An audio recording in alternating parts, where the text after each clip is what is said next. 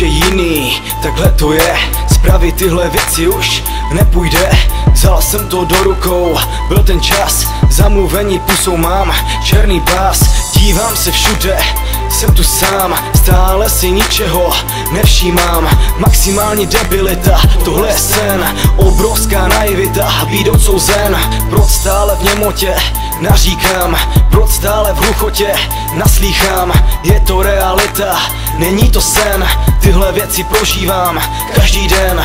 Ďábel si to vede pokrokem, anděle už letají přímo sem. Pokračujem dále, dokud to jde. Za chvíli už nic nezbude.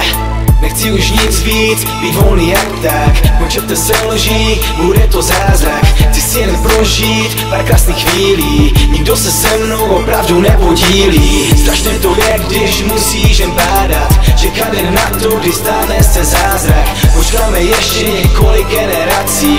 Pravda se určitě na pohled nestrácí. Nekonečná pravda, co bloudí dál. Několik let jsem naříkal, kdy se to stane, budu fakt rád. Nebudu už blbé keci poslouchat. Nechci si nalhávat pravdu dál, to bych asi těžce ztroskotal. Chci si jen žít, rozhodně v klidu. Žít normálně a ne skurvenou bídu. Je tohle super, píšu si báry. Píšu je pro havířovské kanály. Jedu si dál, neskončím s tím. Nejsem snad blázen, co hlavu opustil. Poslouchejte rady, co vám kdo dá, aby váš každý krok mohl být pohoda. Nesnaž se bejt takzvaný top, zničíš se sám, uvidíš to.